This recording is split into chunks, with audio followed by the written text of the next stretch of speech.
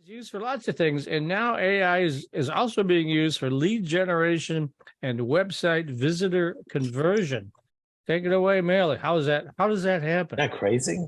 I Yes. mean, What's up with you know, that? it's a, So I mean, AI, we've been using AI on website activities for about 4 years now. But as you can imagine, since November, it's just gone boom. Yes, completely it's kind of gone haywire. crazy. Yes. Basically, artificial intelligence has been officially introduced to the marketplace, whereas industry professionals in marketing, for example, have been using it in the background for a long time. Everything that we see today related to artificial intelligence didn't just come out since November. It's been brewing, and all these companies that have been doing all these things with AI, it's all been out there for and I'm just throwing out a number right now, 5 years. None of this stuff just happened overnight, and so I like where it's going. It's exciting. Of course, I'm an early adopter, so anything new is always exciting to me. And when you take a look at AI and all the different topics that have transpired since November, of course, there's the fear factor, right? You got the whole Skynet technologies and Terminator, things going on in everybody's backs of their mind. But to be perfectly honest with you, I don't know that I don't think where we are with AI is at that level yet, and nor do I think it can get there. I think the concept of artificial intelligence is not about controlling it; it's about managing it. And for anybody who thinks you can just take what we just unleashed on the world and put it back in the box and pretend it never existed, is not going to happen.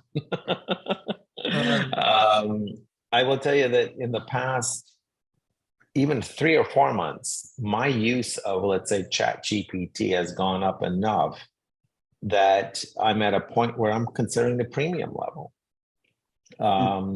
There's more information there. There's more capabilities at the premium level. But I have to admit, in the last 3, 5, 6 months, the basic version of ChatGPT has been more than helpful. Let me give you some examples. We just wrote a press release about a webinar that we've got going on next week, Wednesday. That press release was entirely written by ChatGPT. We made very small little tweaks here and there. The bulk of it, the title, the subtitle, the content, the About Us sections for both our company and our partner company was written by ChatGPT. For PR guys, then that could be the death knell, right? So, I didn't want to say that in front of Matt, but go ahead. Well, they'll still need editors, Mike. There will always be a need for copy editing. Absolutely, no, there's no question. But I just want to give you guys an example of how that fits there. Now, there is another example I can give you is relative to this webinar that we're holding on artificial intelligence and marketing. We wrote a blog article to support the webinar. The blog article is roughly 1,200 words, if I don't know, it could be about 1,100, but in any case, it's a long blog article. It was written by ChatGPT in a matter of 5 minutes. Now, the only reason it wasn't written in 30 seconds is because. Well, we lost your audio there. Hang on. Your audio is cut out. There you sorry. go. Repeat what you were saying. I was reading your lips there, so. and so the blog article was written entirely by ChatGPT, and it took 5 minutes. Now, the only reason it didn't take 30 seconds is because it came back with the first draft. I asked questions. Please change this, or how would you change the third paragraph from the first draft writing? I'd like to change the title to be casual business. I kept on changing everything along the way during this one chat until I got a final result that made sense. And so the blog article, again, was written by ChatGPT with various questions that I asked. and it provided the necessary answers. And these are just two examples, but I think what a lot of people might be missing when you're using, let's say, a tool like ChatGPT is just because you ask it a question the first time, unlike Google, you can continue that conversation as though you were talking to another human being.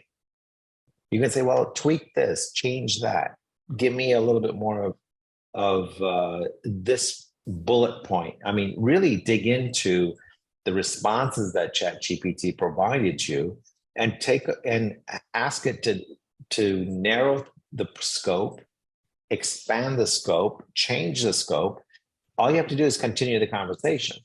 Now, with Google, up until last November, we've all been used to going to Google, asking it a question and getting search results. In the search results, we'd click on the various websites, take a look at what we were given. Sometimes it matched, sometimes it didn't. Sometimes we had to pick and choose information from multiple sources. But in the case of ChatGPT, you ask it the first question, continue asking it the ongoing questions. And I think, that's the piece that I think a lot of people are missing. What we need to get out of the old search engine mentality and move into the concept that we're talking to a computer that can interact with us and provide us additional information on the same topic, and you can redefine what it is that you want on that same topic. Well, the scary thing is that's how the artificial intelligence learns too. I mean, you're giving it more information and teaching it things. So exactly, I agree. Yeah, yeah. One of your bullet points here that I saw earlier was the thing that I absolutely hated the worst during the brief periods of my life when I worked in sales, and that was cold prospecting. You know, the old smile and dial, or just walk into somebody's place of business and try to interest them in an ad in your publication. I was never very good at it. I was good at service, but I was not good at cold prospecting at all. So how can AI help with that? So there's a couple of things. So first of all, the beauty of the internet when it comes to selling, right, is that you're able to sell to somebody and they feel protected behind their computer. Mm-hmm. Right? So there's an emotional chain difference over here. It's the difference being that Matt, I mean, all three of us go back far enough where we were in fact on the call on the phone and still are. Yes, so go ahead. Mike, I know you really enjoy cold calling too, right? It's like, so but go ahead. I know, exactly. But when you're cold calling, right, the person on the other end of the phone isn't protected. You're in their face, for lack of better words, right? Yeah. They're not protected. They have to answer a question, and either they're going to say, "I'm hanging up," right, or maybe not, or just worse, hang up the phone, or worse, just hang up the phone. I've heard a lot of worse, but go ahead. Or they'll engage in the conversation just to be polite, but they really aren't going to buy. Mm-hmm. But in quote unquote digital selling, or also known as social selling, the person that you're targeting is protected. They have a choice. They can avoid your message in LinkedIn. They can delete your email. They don't have to interact with you. They feel protected. And I think that changes the concept of how people view selling per se, or being sold to. Sure. And so in the case of AI, we have a couple of interesting scenarios. Let me give you the scenario that's related to our webinar next week, which is, or at least one of the topics, is how do you convert more website visitors to leads? And where AI comes into play, I won't get into all the details, but I'm just going to focus on the artificial intelligence side of it, is the AI is creating a journey funnel for the visitor. When you first visit the website, depending upon how long you stay on the website, how many pages you go, what pages you spent X amount of time on, et cetera, it starts to develop some type of profile for you based on where you are going within that website.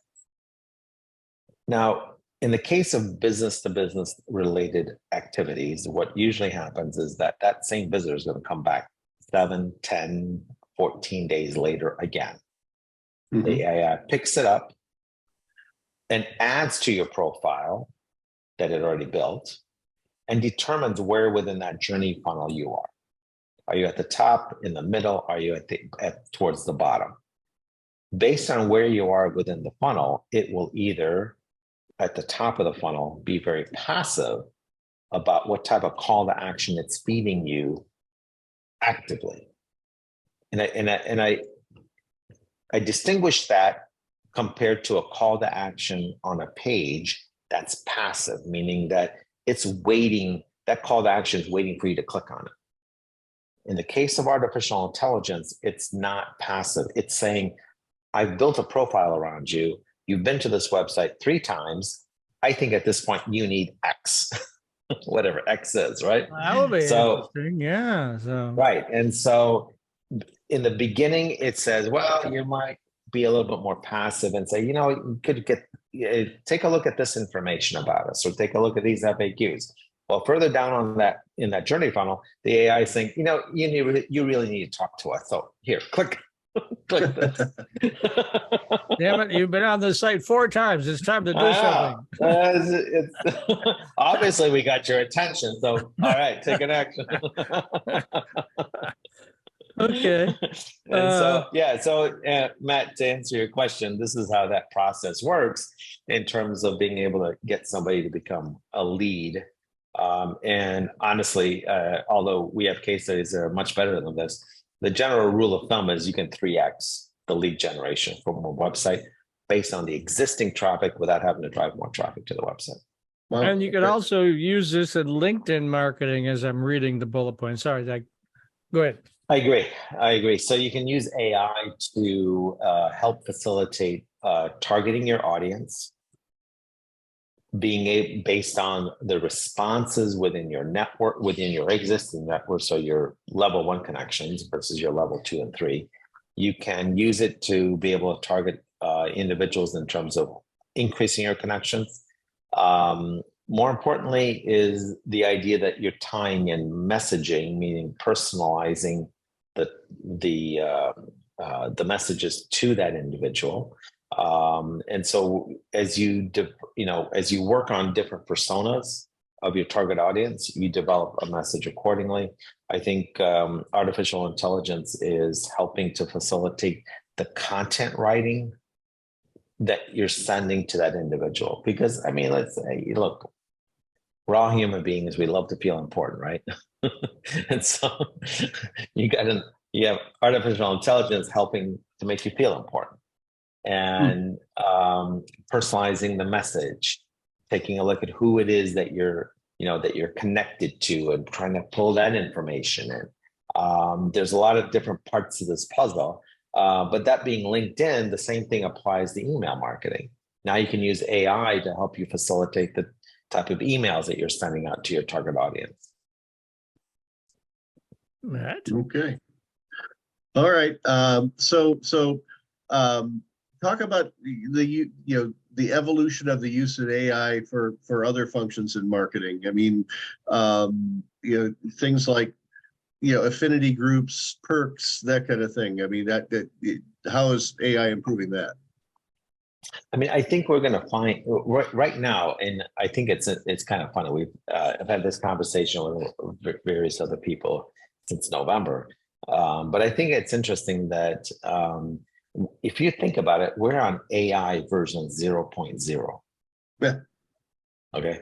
Honestly, we still have a long ways to go in terms of where AI is going to benefit us. I mean, I had a conversation today in which we talked about AI facilitating healthcare, how it's going to improve the research, the diagnostics, the ability to improve our healthcare system all around. And it's quite amazing as far as where AI can go with that.